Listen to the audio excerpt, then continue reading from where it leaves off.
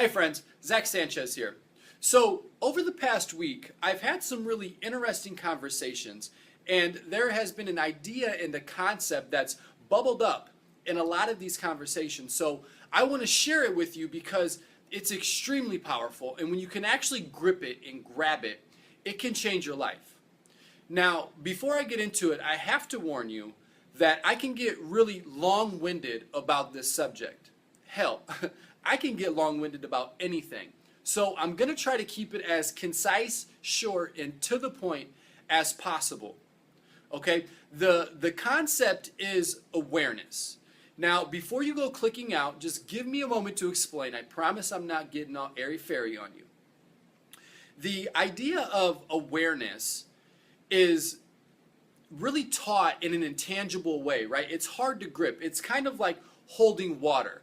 If you've ever read any personal development books, anything on meditation, Buddhism, Zen, then you are familiar with the idea of awareness. What I want to do is really paint a picture for you of awareness in such a way that it's easier for you to grip and hold on to, right? It's easier for you to understand and really recognize the power of awareness. So if you would, just imagine for a moment that you owned a computer, all right? Now, you've had this computer your whole life, but the funny thing is you could never turn the monitor on. For some reason, you didn't know how to turn the monitor on. So your whole life, this computer screen was just black until one day you actually figured out how to turn the monitor on. Now, maybe you took a class or you fell and bumped your head and you just knew, but you got the computer monitor to turn on, and what you found waiting for you was a letter that you had been writing to yourself over the years. Now, as you read this letter, you became extremely discouraged and disgusted about the things in the letter. Things like, I'm not good enough. Why am I so stupid? I'm never going to be able to do that. Why did I try to go to school for that? I'm too dumb for it. Why even take the risk? It's not worth it. Right? So as you're reading this letter, this negatively injected letter of things of yourself, you become extremely sad about the thoughts that you think about yourself. You actually think those words in the letter are truth. You believe they are you. Now you see, the computer monitor is a lot like your mind, and the turning on of the screen is awareness, and the letter is your thoughts. Okay, now whether you're currently aware of this or not, we all are constantly writing letters to ourselves. We are always thinking to ourselves. Okay? And the majority of the thoughts that we think to ourselves, especially if this concept is new to you, is negatively charged. I remember the first time I experienced this. After high school, I moved to California for a little bit, but then I moved back to Indiana, and I settled in Indianapolis for about 7 years. While in Indianapolis, I was virtually by myself. I had no one to hang out with, so I did a lot of things solo, which really made me get acquainted with my thinking. And it didn't take me long to really make the connection between my thoughts and my feelings. You see, my thinking was extremely shitty. I kid you not, I would talk myself out of things before I even started them. I assumed I was going to fail before I even attempted. That was my self-image. I thought I wasn't good enough. So the thinking of me not good enough just stopped me from ever even trying anything. Okay? Now, when I first started to get a grip on this, what I started to do was challenge those thoughts. Because just like the letter on the computer screen and the words in that letter, your thoughts aren't you, just like those words aren't you. So I started to challenge the things that I felt and I thought about myself. And as I started to do this, my life started to change. You see, Before then, I thought outside circumstances affected how I felt. You know, something happened in the world, and then that's why I'm feeling the way that I do. You know, I've got fired from a job, that's why I feel like crap. A girl gave me a compliment, that's why I felt good. Someone cuts me off in traffic, that's why I'm feeling very rageful right now. Is that even a word, rageful? Anyway, that's why I'm feeling pissed off. Okay, but when I was able to turn the light on, when I was able to become aware of my internal dialogue, what I realized was it was my thoughts that actually caused my feelings and my emotions. It was my thoughts of the situations in the world that made me feel a certain way. Now, why is that so powerful?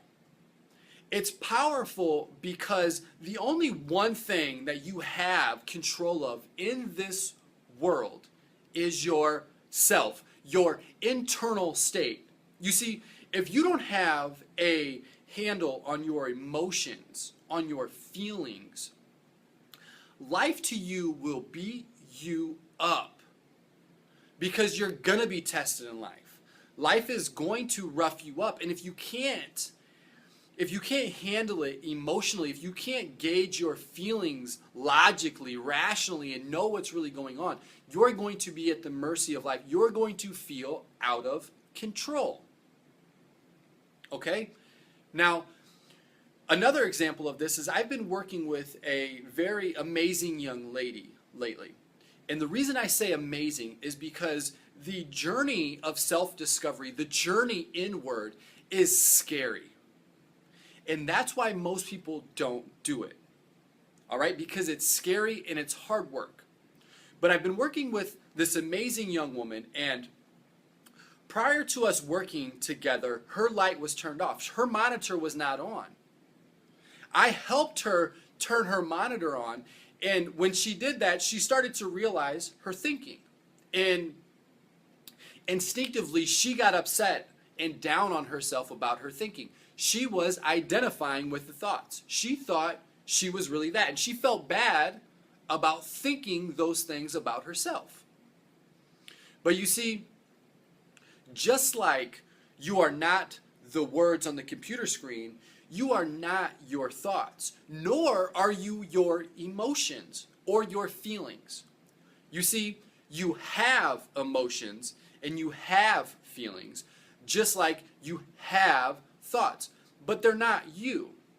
But if you listen to people's vocabulary, they identify with them. They'll say things like, I'm angry, I'm upset, I'm happy. When in actuality, there's a separation, right? You don't go around saying, I'm a hand. No, you have a hand. Just like you have emotions and you have thoughts. So, how do you turn the light on? You see, I'm trying not to go long-winded. So, how do you turn the light on, so to speak? I'm going to give you a couple principles or a couple ideas, suggestions that you can tinker around with and you can play around with. What worked for me might not necessarily work for you, but it could set you on the path to your discovery. Okay? My first encounter, or the thing that really helped me the most, that got me started, was meditation. When I first started meditating, I didn't really notice the effects of it until I ran into an old friend who had told me that I had changed. You know, I guess I used to be very high strung. After I started meditating, I started to calm down. Well, the meditation helped me go inside and really realize that I was my own worst enemy. I was never enough. Things were never good enough. And like I said earlier, I would talk myself out of things before I even attempted. Right? And here's a little thing about all those thoughts in your mind about yourself. They're all false. When they're negative, they are false. Okay? Because if you challenge those things, the I'm not good enough, I'm too stupid, I'm not smart, if you challenge those, you can look back on your past and I can guarantee you, dollars to donuts, that you'll find references to disprove that. Okay? Now, meditation can be very hard, and anytime I mention that, people are like, oh yeah, I've tried meditation and it's so hard and it's too much work, and I understand. And that's why I always recommend meditation CDs. You see, in the Western world, we have what's called monkey mind. So our mind jumps around thought to thought continuously all day long. Some say we have as many as 1,500 thoughts a minute. Now, the reason the audio CDs are so good, the meditation CDs are so powerful, is that the technology in the CD actually puts you in a meditative brainwave state without any work on your part. You see, this is how meditation goes. You focus on your breathing, and then all of a sudden you realize you're thinking about, well, what am I going to eat for dinner tonight? And then you're like, shit, I'm not thinking anymore about, I'm thinking, I'm not meditating. Okay, so when you do the CDs, it kind of eliminates all that, and it can put you in the brainwave state where you start to get the benefits of meditation. Okay, and slowly but surely you'll start to catch on and you'll become more aware of your thinking. Now, something that's a little more quick fire, a little something you can experiment with today, is taking yourself out to dinner. Now, I already hear people, oh, I'm not doing that, that's too uncomfortable. Look, if you can't enjoy time by yourself uninterrupted, what makes you think other people are going to enjoy your company?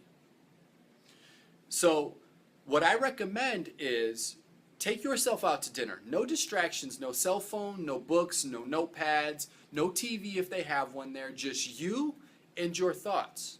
And just become aware. You see, when you're able to think before you think, you don't get attached to the actual thoughts that you're thinking. You can become curious about them. All right? So when you go to take yourself out to dinner, just become aware of how you're feeling. How you're feeling and how you're thinking. Remember, your feeling always follows your thinking. All right? Take yourself out to dinner. Experiment with it and just try it out. And lastly, just learn to spend more time by yourself. Get away from distractions. Get away and get to know yourself. What makes you tick? What do you like? How do you really feel about yourself? If I asked you to say, I am phenomenal, I am amazing, I am a beautiful person, would that be uncomfortable for you to say? Is it uncomfortable for you to say you're a good person? Is it uncomfortable for you to take compliments from somebody? All that should be things that you consider. Why is that? Why is it hard for you to take a compliment from somebody else? There was a time in my life where it was hard for me to take a compliment. I would dodge it. Oh, well, you're just being nice. Oh, no, you're too pretty. Because I wasn't secure in myself. You see, so spend some time alone and get acquainted with your thinking.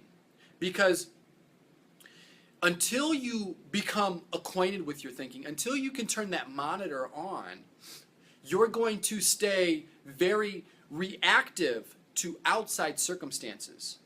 Outside circumstances are going to make you feel a certain way. And then you're also going to identify with those emotions. Okay? Let's say, for instance, that you lose your job and you're not aware of your thinking, right? You're still in the reaction mode. You lose your job and you feel like shit. It's very easy for you to equate the job loss to your feeling like shit. But if we were to look a little deeper at your thinking, I bet it goes something like this. Damn it, I got fired again. This is the third job I've lost in 3 years. You're a piece of shit. You remember when your mom told you that? I knew I should have listened to her. My 5th grade teacher told me I was going to amount to nothing. Oh man, my wife, she's going to be so upset. She doesn't even believe in me. Man, I'm no good. Do you see how it works? Right? When our thinking goes unchecked, it's very easy for us to go down these very self-fulfilling negative holes that keep us stuck. You see, when you say you're not good enough, often enough, you're going to manifest situations in your life that prove that to be true. Okay? That's the power of your mind. Now, I don't want to get off on track. I told you, I warned you about the tangent. Okay, we're almost at 15 minutes. So, in wrapping up, you have to learn to turn your computer monitor on.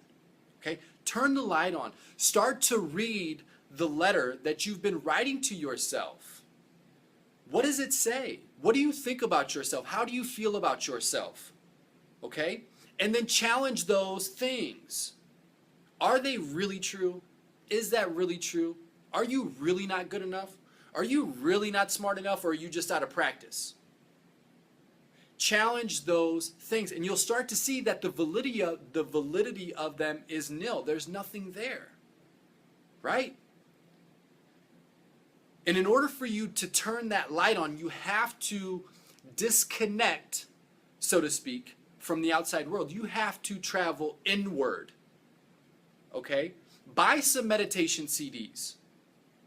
Take yourself out to dinner and pay attention to how you think and feel. No distractions.